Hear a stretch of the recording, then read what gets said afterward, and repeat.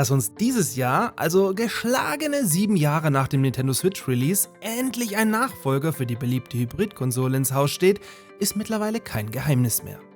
Denn auch wenn Nintendo immer noch mit der Ankündigung geizt, um die Verkaufszahlen der aktuellen Generation am Laufen zu halten, verdichten sich die Leaks und Gerüchte zurzeit so dermaßen, dass die Katze bald aus dem Sack gelassen werden sollte.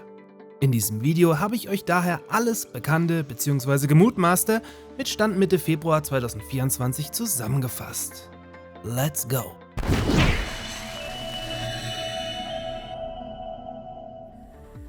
Mit über 130 Millionen verkauften Konsolen liegt die Nintendo Switch aktuell auf Platz 3 der meistverkauften Videospielkonsolen ever. Nur der Nintendo DS mit 154 Millionen und die PlayStation 2 mit 155 Millionen Verkäufen liegen noch davor. Allerdings liegen auch diese mittlerweile in realistischer Schlagdistanz, sodass wir wahrscheinlich spätestens im kommenden Jahr einen neuen absoluten Spitzenreiter haben werden. Zahlen, womit nach dem Wii U-Flop aus der Vorgängergeneration niemand gerechnet hatte und Nintendo damals bereits mehrfach für tot erklärt wurde. Von wegen!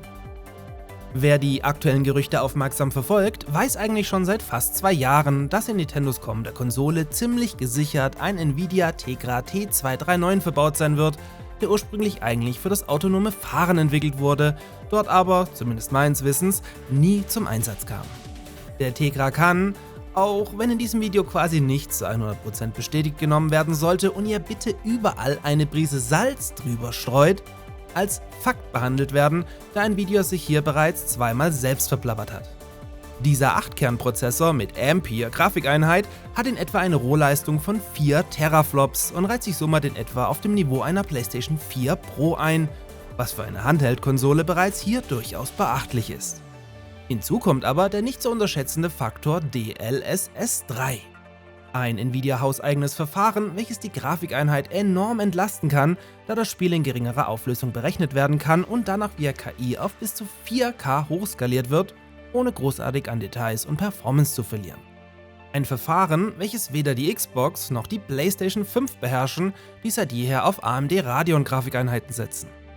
Man sollte jetzt aber nicht damit rechnen, dass ein Switch-Nachfolger genug Power hat, um die aktuellen Spiele problemlos zu stemmen, sondern eher davon ausgehen, dass alles laufen könnte, nur eben mit ein paar Abstrichen, aber immerhin.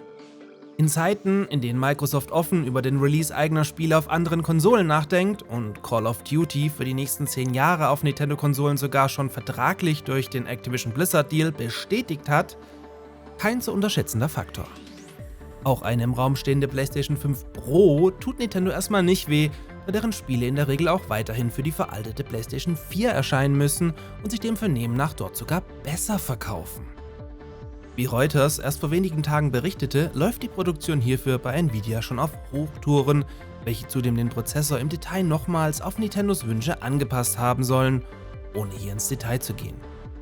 Durchaus möglich ist aber auch, dass man zugunsten einer längeren Akkulaufzeit noch an der ein oder anderen Stelle beschneiden musste, so könnte der auf 12 GB angelegte RAM auf 8 gekürzt worden sein.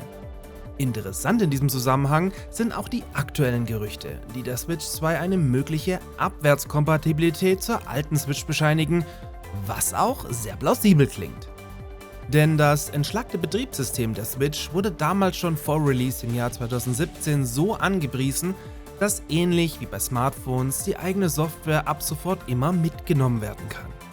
Aber mehr noch, soll es den Entwicklern freigestellt werden, ihre alten Spiele für die Switch 2 via Patch optimieren zu können, um so eine höhere Auflösung oder mehr FPS zu erreichen. Viel mehr sollte man hier natürlich nicht erwarten, zumindest nicht umsonst. Zum Beispiel ein The Witcher 3 oder das für die Switch kommende Kingdom Come Deliverance schreien förmlich nach so einer Gelegenheit.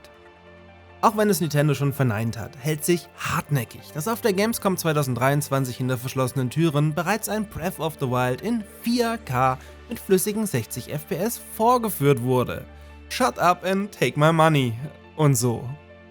Da dies sowohl für die digitale Software als auch für Cartridges gelten soll, sind Cartridges somit quasi auch bestätigt, welche schon für die Switch 1 in der Speichergröße nach oben skalierbar waren und auch von der Performance her nicht den Flaschenhals darstellen.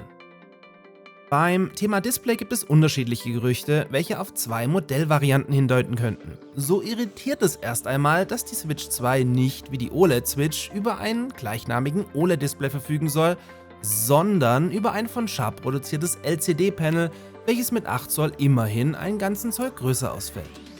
Dass es dieses LCD-Panel von Sharp für Nintendo gibt, hat Sharp selbst versehentlich auf einer Investorenkonferenz geleakt und nachträglich wieder aus den Unterlagen entfernt, nachdem das Internet deswegen steil gegangen ist.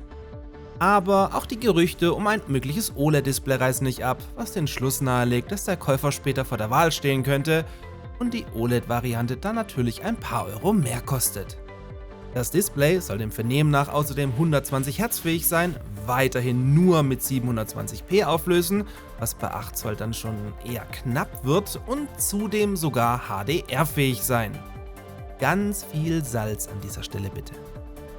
Für Langzeitzocker ist die letzten Tage ein neues Patent aufgetaucht, welches einen möglichen neuen Pro-Controller zeigt, an dem die Handballen abnehmbar sind, um sie je nach Handgröße anpassen zu können, was ein wirklich interessanter Ansatz ist, da ich zum Beispiel mit großen Händen hier durchaus zur Zielgruppe gehören könnte. Überhaupt könnte es so sein, dass die Joy-Cons diesmal fest verbaut an der Konsole verbleiben und der Pro-Controller für Couch Gaming somit viel mehr in den Fokus rückt.